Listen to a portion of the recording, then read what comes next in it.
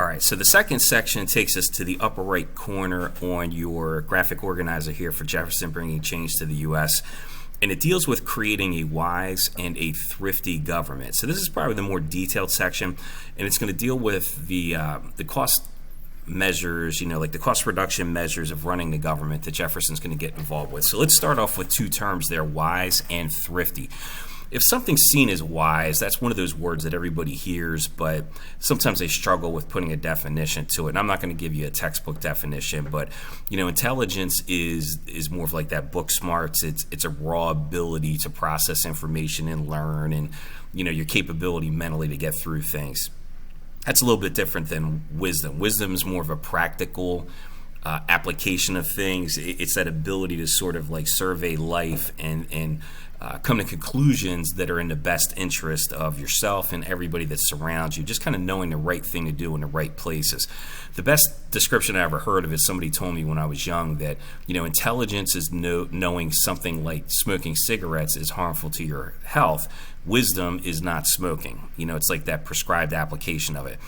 Thrifty is a word that refers to being like very wise with the spending and usage of money. That's different than being cheap. Cheap suggests that you have a lot of money, you just refuse to spend it. Being thrifty, you could spend a lot of money, but you're going to get the absolute best bang for your buck. When you do spend money, you're going to make sure that you're a good steward of it, and that if you're bringing money in through tax measures and you're kind of forcibly taking it from your citizens, what Jefferson is saying here is we have a moral responsibility to make sure that we do the absolute best things with that money that we could possibly do. So, this may be a kind of a crazy thought, but our government has a moral responsibility to use the money that it taxes its citizens to gain as revenue stream in a wise and a thrifty way. So what Jefferson did, he made a couple different movements there to try to use this in like real life applications. So one of the things he did was he cut military spending. Now, for a lot of people, that's a bad thing. They look at that and they say it's dangerous to cut military spending. You don't want to put your nation at risk. But there's always sort of a financial dilemma. If you're at a time of peace, how big do you need your freestanding army to be? Do we want to spend a lot of money to just have soldiers train and, for a lack of a better way to describe it, stand around and not do anything? So in times of peace, the goal here was to cut the amount of enlisted members in both the Army and the Navy. And he figured that if there was a real quick emergency where things needed to be dealt with, you could use the state militias. So in the modern era, we don't have militias anymore that are a part of the U.S. government, but we have things like the reserves and the National Guard. So that's kind of like the modern way of doing things.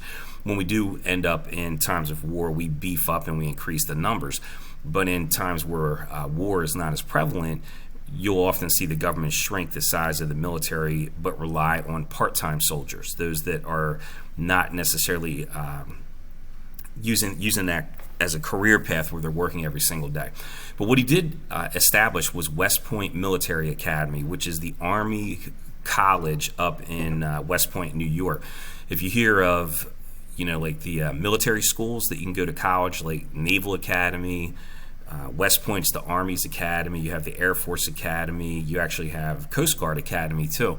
It is very difficult to get into one of the military academies. It's among the most prestigious schools that you can go to for college, but you're basically training to be a commissioned officer upon graduation. Now the neat thing about it is that they pay for everything. It's free room and board, if you want to call it free, but your college experience is quite different. You're training to be a soldier. So when a lot of other kids are off at college with a lot of free time and enjoying that kind of carefree time of their life, if you're at one of the military academies, you're working hard and you're up early and you're training physically, mentally, weapons-wise, leadership-wise.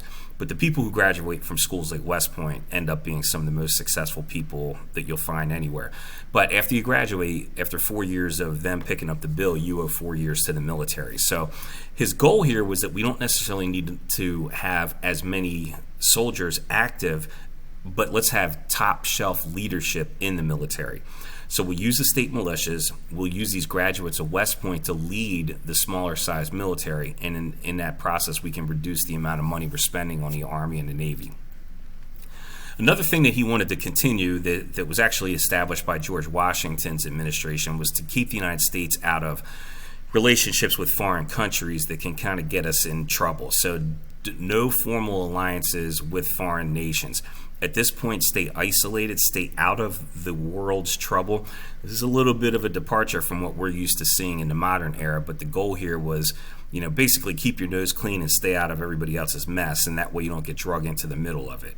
Just mind your own business was kind of the policy here. And then the last thing talks about government revenue. Revenue is when money is coming in, whether we're talking about a business or the actual government. So taxation is normally that number one place that you would think about it, but he kind of used a few other venues to be able to reduce taxes at the same time. One of the things he did was he placed tariffs on foreign trade. Now that's still a tax, because if you buy the product from a foreign country, you're going to be picking up the tax price on it. But it's not the same as what we face today with a modern income tax, where I work and I just have money automatically taken from my paycheck. Here I'd have a choice whether to buy that product or not. But if you do buy it, you're going to have a tax that's put on top of the price point. It also tends to steer people back towards buying American products, which is also kind of a built-in plus or advantage that you have with it. The last thing that they have, and this ties into what we'll talk about next, is the Louisiana Purchase. When we purchased that landmass in the middle of the nation, the United States' size doubled overnight. So the government, all of a sudden, has a lot of land that it owns, publicly owned, which by default is owned by all Americans. So they were able to carve that up and sell it off at very cheap price points. And so for a little while, as Americans began to expand west and move to the Great Plains, the United States kind of had a built-in fundraiser. It's not like selling popcorn or candy or anything like that, but you had land. You actually had a commodity which you could sell and make money through the sale, the process of actually selling the land to private citizens. And private citizens got the land very cheap, and the government made money in the process of selling it. So it was kind of a win-win there. But those are some ways that Jefferson made steps to enact a wiser and more thrifty government.